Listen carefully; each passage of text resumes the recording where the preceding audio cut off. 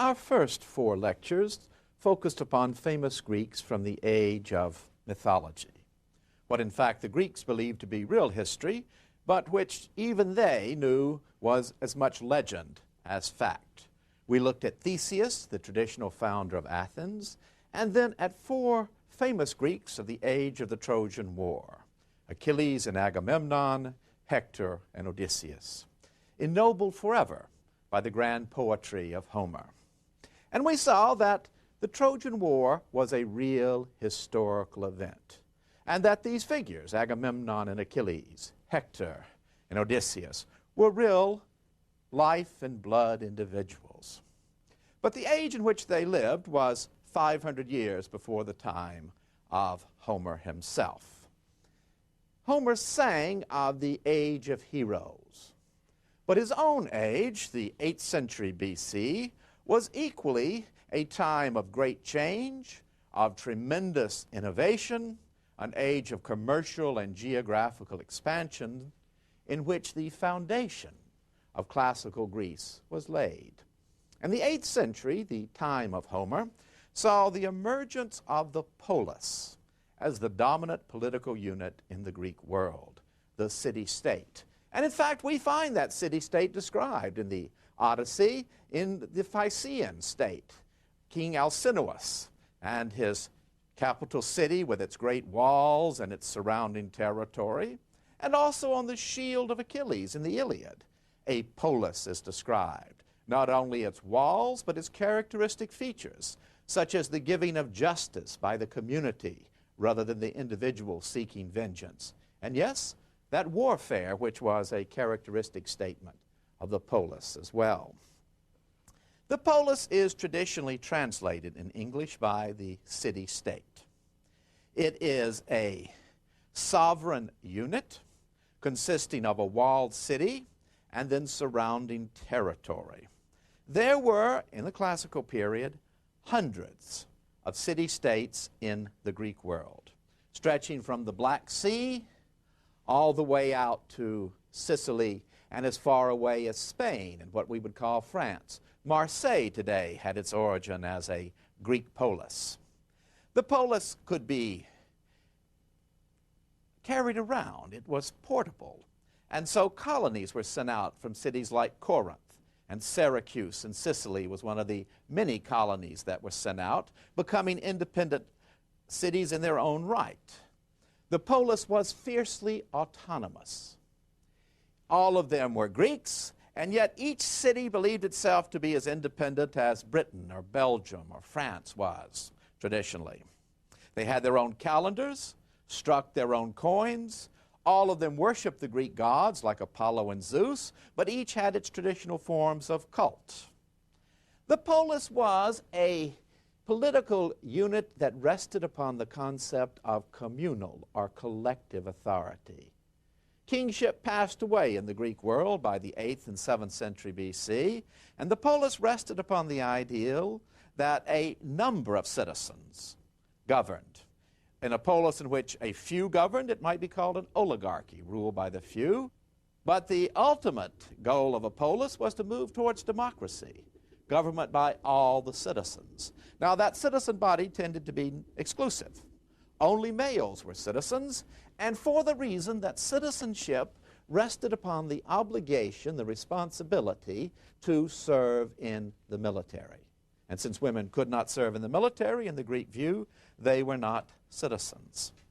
So the polis is the dominant political unit, and the most successful of all of the polis was Sparta. It was the most unusual as well, the most admired. Plato, for example, in his Republic, bases his ideal state on certain characteristics of Sparta. To the founders of our own country, there was far more to admire in Sparta than in Athens. And the institutions of Sparta, which made it so successful for so many centuries, from the 8th century BC right on down until the time of Alexander the Great, almost 500 years, a successful, powerful polis. The institutions that made Sparta so successful were attributed by the Spartans to their lawgiver, Lycurgus. And in this lecture and in the next, we want to look at the two lawgivers of the most important Greek city-states, Lycurgus of Sparta, and then in our next lecture, Solon of Athens. The lawgiver is a characteristic feature of Greek history in the 7th and 6th century. He is an individual who is generally chosen by his fellow citizens in a time of crisis to restore order to the country by giving them new laws. We find lawgivers in other nations. Confucius, for example, in China might be cited as an example. And Lycurgus was the most famous of all the lawgivers of early Greece. The Spartans themselves were not in agreement about when he lived. And the life of Lycurgus by Plutarch deals quite frankly with the difficulties in establishing a chronology for this great lawgiver. Aristotle, however, thought he had the answer. Aristotle found at Olympia, the site of the Olympic Games, a discus. And on that discus was inscribed Lycurgus and associated him with the beginning of the Olympic Games, in other words, with the year 776 BC. Now, Sparta lies deep in the south of the Peloponnese. It was one of the larger of the Greek city-states. Greek city-states vary enormously in their size. One, the city-state of Delos, was only 2.5 miles in distance. Others were 500, 600. Rhode Island, one of the smallest of our American states, would have been a large Greek city-state. And Sparta had more territory than most, well over 1,000 square miles. It was a land that was fertile by Greek standards, but in the time of Lycurgus, it had fallen into social chaos. And so Lycurgus was asked to undertake its reform. He himself was not of royal blood. His brother had been king and had died, and as the story went, Lycurgus was asked by his brother's wife, the queen, to marry her. She was at the very time expecting a child, and she told Lycurgus that if he wanted, she would get rid of the child, have an abortion. And Lycurgus put her off until the child was born, and then said, he is now the legitimate king of Sparta. So the story is that he is a man of enormous integrity. And both Lycurgus and Solon set the model of nothing in excess and never to abuse power. Now, realizing that Sparta was in need of serious reform, Lycurgus set off on a series of travels and went first to Crete. Now, the Cretans were related to the Spartans. Both of them were Dorians. The Dorians had come into Greece after the fall of Mycenae, after the end of the civilization that had launched the Trojan War, probably around 1000 BC. They were Greeks, but they came from the northern part of Greece. They spoke a different dialect than the Athenians, for example. And Dorians had settled both in the land of Sparta, in Lacedaemonia, as well as in Crete. And Lycurgus studied the characteristic institutions of Crete, and then he went to Ionia, Asia Minor, where the Iliad was composed. And there he also studied their Greek institutions and compared the softness and love of luxury that characterized the Ionians, wearing their hair in artificial curls, wearing perfume, taking hot baths, with the rigorous, warlike society of Crete. He also went to Egypt, we are told, and noticed how the warriors were set apart from other elements in the society of Egypt, and then came back to Sparta to carry out his reforms. And those reforms rested upon achieving absolute equality among all Spartans. For the bane of the Greek city-state was civil war, and it was civil war brought about by economic and social disparity. And the goal of Lycurgus was to make every Spartan equal. He also wanted to establish a balanced constitution. And it was the balanced constitution of Sparta, attributed to Lycurgus, that was so admired by the founders of our country. Now, in antiquity, a balanced constitution is defined as follows.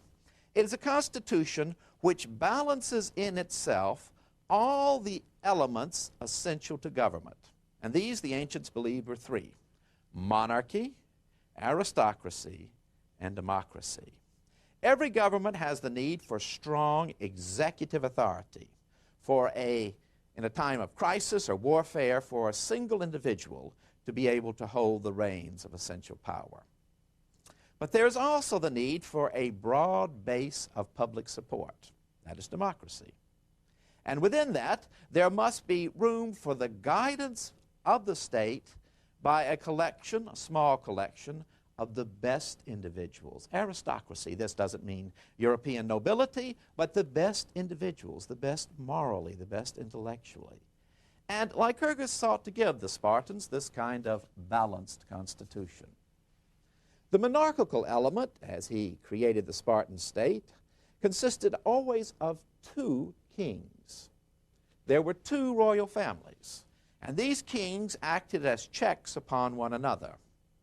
Now, at home, the king was fairly limited in his power. He had jurisdiction, for example, in the case of an heiress. He had jurisdiction over public roads. He was traditionally priest of certain divinities, such as Zeus. But his power was very limited. But in wartime, once the Spartans had declared war, he was absolute as commander-in-chief in the field. The democratic element was supplied by the assembly of all Spartans. And all Spartans came together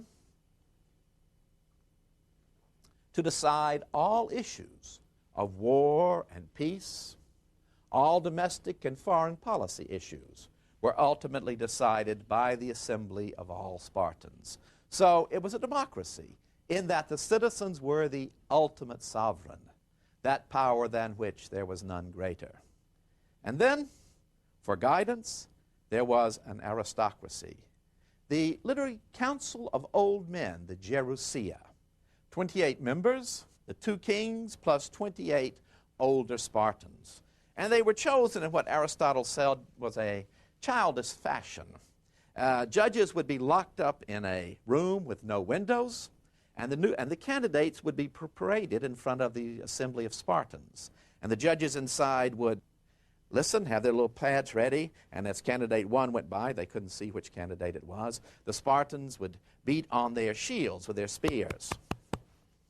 All right, sort of loud. Next one by. Oh, nice and loud. Third one, not much interest. Fourth one, he's the winner. And so he was chosen. And they then served for life in the Gerousia. And they particularly handled matters of foreign policy. And then there was one more element added after Lycurgus, the 5 ephors. Any Spartan could be elected as an ephor. 5 of them were chosen for each year. They served only a year. And they were the mediators between people and king. They promised to uphold the powers of the kings as long as the kings ruled in accordance with the ways of Sparta. And then this Gerousia could also act as a supreme court, so that if the assembly of Sparta passed a law that the Gerousia, the council of old men, regarded as unconstitutional, they could put it aside. And so it was a set of checks and balances, which the founders of our country thought, along with Rome, had been the best constitution devised by the ancients. And so looking at the powers of our president, the founders look back to the kings of Sparta. The Gerousia is literally embodied in our idea of a senate, with its Latin title meaning the assembly of the elderly, of old men. But Lycurgus, like our founders as a matter of fact, understood that even the best of constitutional institutions will not work over the long period unless the citizens who uphold that Constitution are vitalized by civic virtue. That is, the willingness of the individual to subordinate himself to the good of the community as a whole. And it was the civic virtue of Sparta and its citizens that so inspired the founders of our country. And Lycurgus believed that such civic virtue could only come about through education. Education was the key to instilling a civic virtue. And that, in fact, was the goal of the entire Spartan constitution, civic virtue. We sometimes think of the Spartans as merely warlike machines caring only about conquest. That is not true. Quite the opposite. They avoided war whenever possible. And the goal that they wanted were citizens who were dutiful to their country, reasoning, questioning, intelligent citizens. And this came about through starting at the very beginning of the child's life. In other Greek city-states, when a child was born, the father was the one to recognize the child as his own. And until the child had been recognized by the father, picked up and kissed by him, it was called a thing, an it, and had no real existence. And thus, if you didn't want the child, you could expose it without incurring blood guilt. But at Sparta, the ephors came, this body of 5 men, and they recognized the child as being a Spartan. And if he were in any way feeble or deformed, they cast him out to die. But if he were accepted as a Spartan, he was on the spot given, even as his little infant, a plot of land. And every Spartan had a plot of land that was tilled by slaves, helots. And then the child was raised at first by his mother until he reached the age of 7. And then at the age of 7, he joined with his band, it was called. Group of 12 or 15 to 18 boys who did everything in common. Eating in common, certainly learning the rules of warfare, training with weapons, but also learning to read and to write, learning poetry. And the Spartans were famous for their poems and for their dances, and already beginning to learn what made a good and useful citizen. And then at the age of 12, the boy left home.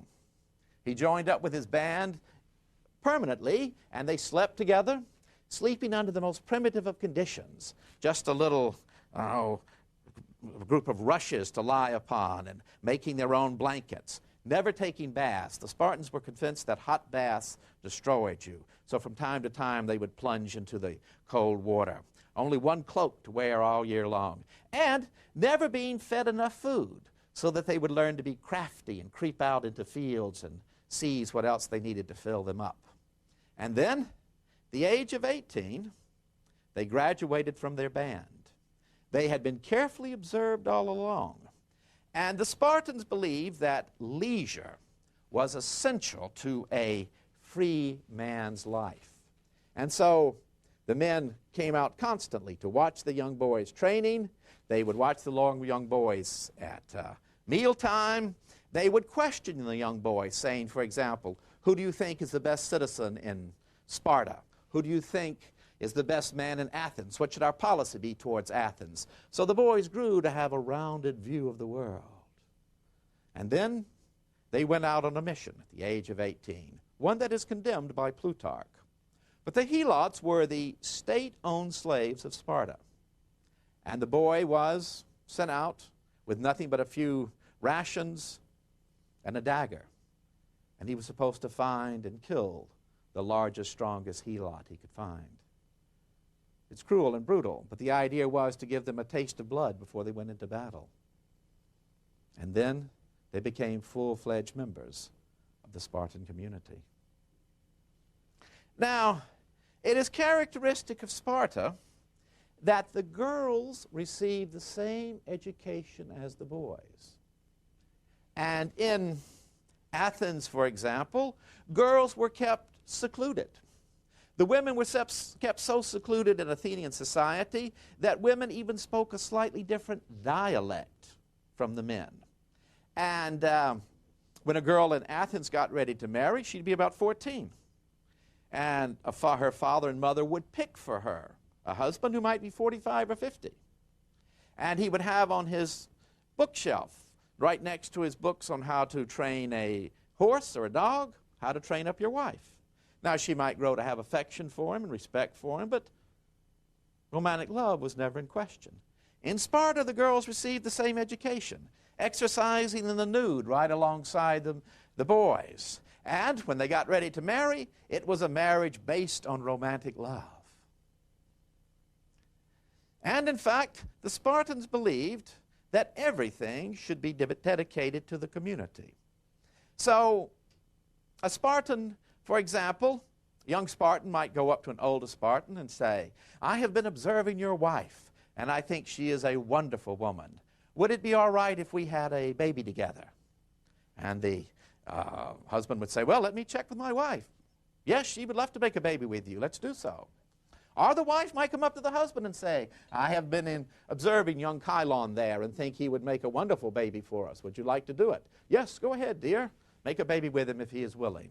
So a concept of adultery really did not exist in Sparta, because it was the purpose of the reforms of Lycurgus to make all Spartans equal. So they all owned the same plot of land, all had a set number of helots, and if a Spartan were out hunting and needed new dogs, for example, or needed some more javelins, he thought nothing of going into another Spartan's house and borrowing them and taking them. The women in Sparta were treated with the utmost respect, and the only person a Spartan ever called master was his own wife, and he always called her Despina, or my mistress. And she is the one who ran the farm. She is the one who disciplined the helots. Another destroyer of civic virtue in the mind of Lycurgus and the later Spartans was money. And there was no gold and silver allowed to Spartans.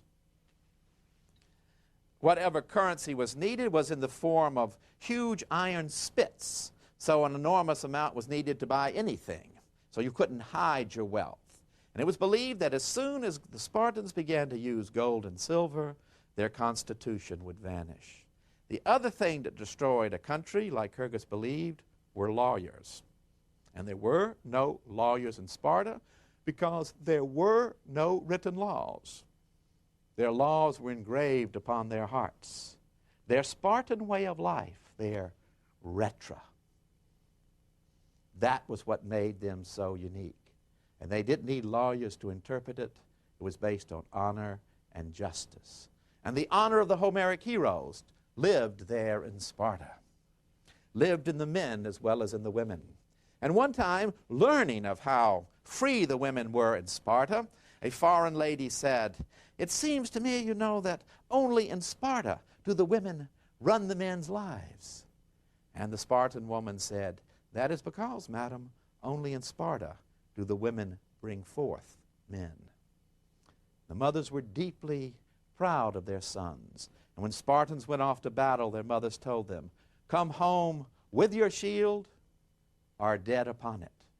For the greatest shame was to throw away your shield and to leave your comrades unprotected on the field of battle." So this was the Spartan way. They had no luxuries. They did not believe in building fancy houses. And in fact, the collective existence was carried on even after you were an adult. And the men all came together in their private eating clubs, about 15 or 18 Spartans. And there they took all of their meals. And not even a king was exempt from sitting down and having these meals all together. And their favorite food was the black broth of Sparta. Heart and lungs, kidneys all chopped up together, sauteed with a bit of onion, tiny bit of red wine added. It was a food that only the Spartans could eat. And visitors coming there, having heard of the black broth, found it absolutely nauseating. But to the Spartans, it was the most glorious of foods, the same way that they used very little wine. And nothing was more disgusting than a drunken man in their view. So eating their black broth, drinking a tiny bit of wine mixed with water, they made their way back home without even a torch to light them. They frequently brought their sons to the eating clubs to show them the Spartan way and to pass on the values. And yet they were also not only civically virtuous, but the bravest, most feared warriors of Greece. For after all, to a Greek, to be a man was to be a warrior. And the ultimate statement of civic virtue was to serve your country on the field of battle. And the Spartans carried this to its utmost statement. Whenever the king marched into battle, he was always accompanied by an Olympic victor on either side. The Spartans knew that reputation is important, and they never entered Olympic Games unless they were pretty sure they were going to win the event. But on one occasion, a boxer entered from Sparta, and in fact had a very strong challenger from the city of Corinth. Always an ally of Sparta, but very different from the Spartans. Luxury-loving were the Corinthians. And there were merchants there from Corinth that had laid down very heavy bets on their local champion, the Corinthian boxer. And they approached the Spartan and they said, "Wouldn't you be willing to throw the match? We'll give you this much money." Spartan said, "No, I won't throw the match. We'll double that." "No, we'll triple it." "No, I will not throw the match." And so he fought. It was a bloody, savage battle back and forth. And at the end, barely having won, all battered and broken, the Spartan staggered out of the ring, and the Corinthians came up to him and said, "So, Sir Spartan, what have you gained?" He said, "I have gained the right to fight beside my king." So honor and glory are there at the heart of the civic virtue of the Spartans. Sparta, in her the sword and spear do meet, and justice walks about her streets. For to the rest of the Greeks, no one was freer than a Spartan, and no one enjoyed more liberty, but it was a liberty under law, under discipline. And when the Persians came to invade Greece in the year 480, King Xerxes asked one who knew the Spartans well, "What makes these Spartans so fearsome? What makes them so brave? Why do you say that they can resist thousands of my own men? My men are as good a soldiers as they." And the man who knew the Spartans so well said, "Yes, king, but there is one thing that the Spartans revere even more than your subjects revere you, and that is their Spartan way of life." And it was this general admiration for the Spartans that made other Greeks freely join into an alliance with them. Sparta was at the head of an alliance, the Peloponnesian League, or in its traditional formula, the League of the Spartans and their allies, which could put some 60,000 men into the field. Great cities like Corinth, Sicyon, small little towns like Mycenae, Megara, were part of the Spartan alliance. Following the Spartans, having the same enemies as the Spartans did, and it was this that made the Spartans the most formidable military power in Greece. But it rested upon the respect for them and for their institutions. So these then were the constitution and the way of life which the Spartans attributed to Lycurgus. They believed that he had received a divine mission from Delphi to give them this constitution. And after his death, they brought him back. He had gone outside the city and starved himself to death, believing that he was too old to be of any further service and shouldn't consume any food. And so he died. They brought him back and worshipped him on the orders of the god Apollo from Delphi as a god. The Spartans alone among the Greeks buried their dead inside the sacred limits of the city. For death to them was no terror. It was but the natural conclusion of life. And so there they worshiped Lycurgus. Whether he is a man or a god, Delphi itself was not sure. But the institutions he gave them had endured. And so it would be that in the great crisis of Greece, 300 Spartans would make a stand at a place called Thermopylae, and there die to the last man. And on their tombstone was writ the proudest of words, "O stranger," for the Spartans called everyone who was not a Spartan a stranger, "O stranger, go tell the Spartans that we lie here, true even to the death, to our Spartan way of life." No city could be more different in its institutions than Athens was from Sparta, but both of them believed in civic virtue as the ultimate guide and support for a constitution. To Athens and to the reforms given it by Solon, we will turn in our next lecture.